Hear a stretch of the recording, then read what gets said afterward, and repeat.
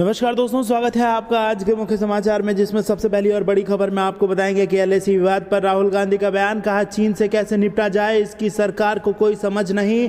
दूसरी बड़ी खबर में जिक्र होगा कि आज से शुरू हुआ बिहार विधानसभा का मानसून सत्र। तेजस्वी ने कहा कि सीएम को हर सवाल का जवाब देना होगा। और तीसरी बड़ी खबर में जिक्र होगा कि भाजपा पर भड़के मुकेश सहनी, तेजस्वी और अखिलेश यादव को दिया धन्यवाद, कड़ा जवाब देने की तैयारी में जुटे। दोस्तों, हर एक खबर की गहराई में आपको ले जाएंगे, लेकिन उससे पहले अगर आपको भी ऐसा लगता है कि किसान आंदोलन भाजपा को यूपी के चुनाव में बड़ा नुकसान पहुंचाएगा, तो आप अभी इस वीडियो को लाइक कीजिए और कमेंट में लिखिए जय हिंद। दोस्तों, रुक करते हैं तमाम बड़ी खबरों की तरफ। एलएसी विवाद पर राहुल गांधी का बयान। कहा चीन से कैसे निपटा जाए, इसकी सरकार को समझ नहीं।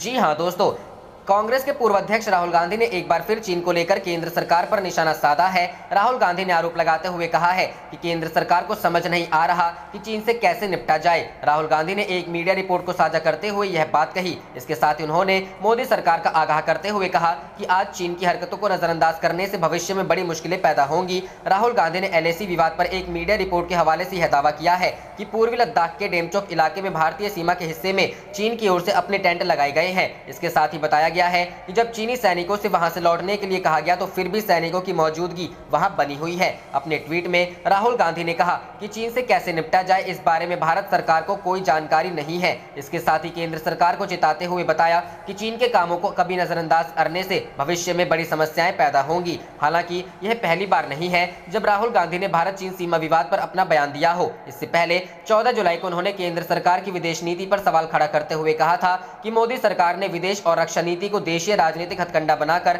हमारे देश को कमजोर कर दिया है। भारत इतना असुरक्षित कभी नहीं रहा। राहुल गांधी ने एक मीडिया रिपोर्ट को शेयर करते हुए ट्वीट किया था, जिसमें भारत चीन की सेनाओं के बीच ईस्टर्न लद्दाख में एक बार फिर से झड़प की बात कही गई थी। रुख करते हैं अगली खबर की तरफ। आज से शुरू हुआ बिहार विधानसभा का मानसून सत्र। तेजस्वी ने कहा सीएम को हर सवाल का जवाब देना होगा। जी हां दोस्तों, बिहार विधानमंडल का मानसून सत्र आज से यानी कि 26 जुलाई से शुरू हो रहा है। कोरोना वायरस के चलते यह सत्र केवल 5 दिनों तक चलेगा और 30 जुलाई को खत्म हो जाएगा। इन 5 दिनों में सरकार की प्राथमिकता है कि कई महत्वपूर्ण विधेयकों को पास कराया जाए। इसके अलावा सदन में कई वित्तीय कार्य भी निपटाया जाएगा। वहीं साथ ही प्रश्न और उत्तर के साथ साथ शून्यकाल की कार्रवाई भी होगी। बता दें कि आज सुबह 11 बजे बिहार विधान परिषद की कार्रवाई शुरू हो गई। बिहार विधानसभा सत्र के पहले दिन यानी आज दिवंगत नेताओं को श्रद्धांजलि दी जाएगी, जबकि सत्र की शुरुआत विधानसभा अध्यक्ष के संबोधन से होगी। 27 और 28 जुलाई को सदन में राजकीय विधेयक पेश किए जाएंगे। वहीं 29 जुलाई को वित्तीय वर्ष 2021-22 के प्रथम अनुपूरक बजट पर चर्चा और उससे जुड़े विनियोग विधेयक का दिन रखा गया है,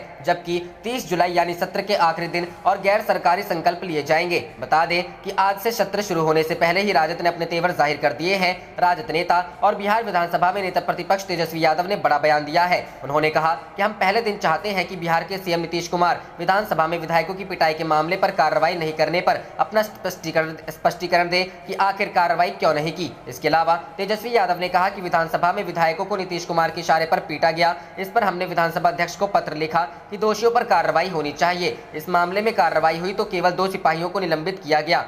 सीएम नीतीश कुमार का चरित्र रहा है कि छोटी मछलियों को पकड़ो और बड़ी मछलियों को बचाओ। इसके अलावा तेजस्वी यादव ने कहा कि नीतीश सरकार को सदन में हर बात का जवाब देना हो। रुख करते हैं अगली खबर की तरफ। भाजपा पर भड़के मुकेश सहनी, तेजस्वी व अखिलेश यादव को दिया धन्यवाद, कड़ा जवाब देने की तैयारी में जुटे। जी हां दोस्तों, बिहार सरकार के मंत्री और विकासशील इंसान पार्टी के राष्ट्रीय अध्यक्ष मुकेश सहनी आजकल भाजपा पर जबरदस्त तरीके से खफा है। यह नाराजगी उन्होंने सार्वजनिक तौर पर जताई है। मामला इतने पर ही नहीं रुका है, उन्होंने लालू प्रसाद यादव के छोटे बेटे और बिहार विधानसभा में नेता प्रतिपक्ष तेजस्वी यादव को धन्यवाद भी दे दिया है। साथ ही उन्होंने मुलायम सिंह यादव के बेटे और यूपी के पूर्व सीएम अखिलेश यादव को भी धन्यवाद दिया है। सहनी की रणनीति पर गौर करें तो भाजपा को सबक सिखाने की तैयारी भी शुरू कर दी है।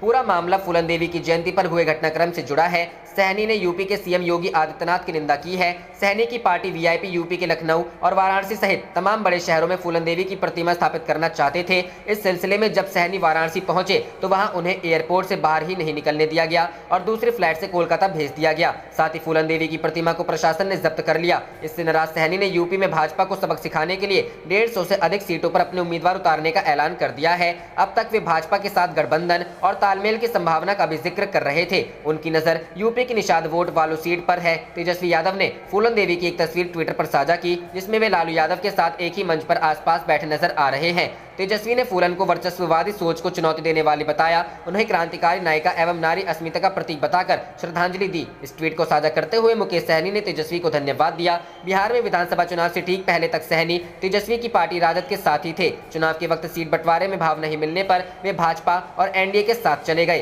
पिछले दिनों उन्होंने कहा कि वे भाजपा और एनडीए के साथ हैं, लेकिन यह बात दोनों पक्षों को समझनी हो। करते हैं अगली खबर की तरफ।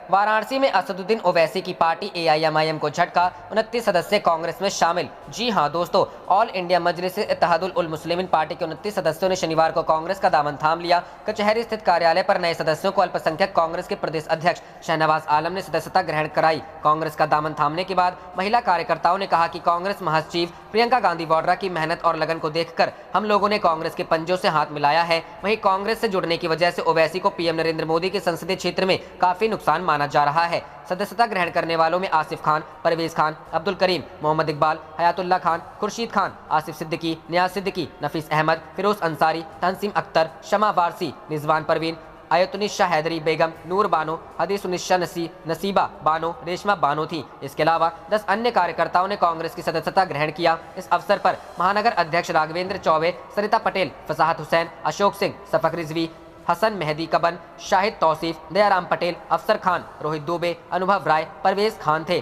प्रदेश में सुबह सपा के साथ ओवैसी की पार्टी तालमेल कर चुनाव लड़ने की तैयारी में है। साल की शुरुआत में ओवैसी के साथ ओम प्रकाश राजभर ने पूर्वांचल का दौरा कर सियासी संभावनाओं की पड़ताल की थी। हालांकि 100 सीटों के लिए ओवैसी की पार्टी लड़ने की तैयारी कर रही है। वहीं पूर्वांचल में अब कांग्रेस की ओर से विधानसभा चुनाव 2022 की तैयारियों को अंतिम रूप देने के क्रम में नए सदस्यों को पार्टी से जोड़ा जा रहा है। जबकि प्रियंका गांधी ने वाराणसी के कार्यकर्ताओं संग वीडियो संवाद कर चुनाव के लिए तैयारियों को अंतिम रूप देने का संदेश जारी किया था। इसके बाद पार्टी की पहल पर अमूमन ओवैसी की पार्टी की वाराणसी में पूरी कार्यकारिणी का कांग्रेस में विलय हो चुका है। इसकी वजह से अब ओवैसी की पार्टी का अस्तित्व वाराणसी में शेष नहीं। रुख करते हैं अगली खबर की तरफ। UP assembly election 2022, Akhilesh Yadav का वीडियो वार, बीजेपी और यूपी सरकार पर कसा तंज, लगाया ये आरोप। जी हां दोस्तों, यूपी विधानसभा चुनाव 2022 को लेकर राजनीतिक दलों ने अब पूरी तरह कमर कस ली है। चुनावी रस्साकसी में सियासी दलों में वार पलटवार का दौर भी शुरू हो गया है। इसी कड़ी में यूपी के पूर्व सीएम और समाजवादी पार्टी के राष्ट्रीय अध्यक्ष अखिलेश यादव ने अपने फेसबुक वॉल पर एक वीडियो पोस्ट कर बीजेपी और यूपी की योगी सरकार पर निशाना साधा है। कोरोना की दूसरी लहर में ऑक्सीजन की कमी से हुई मौत और उस पर छिड़े विवाद को लेकर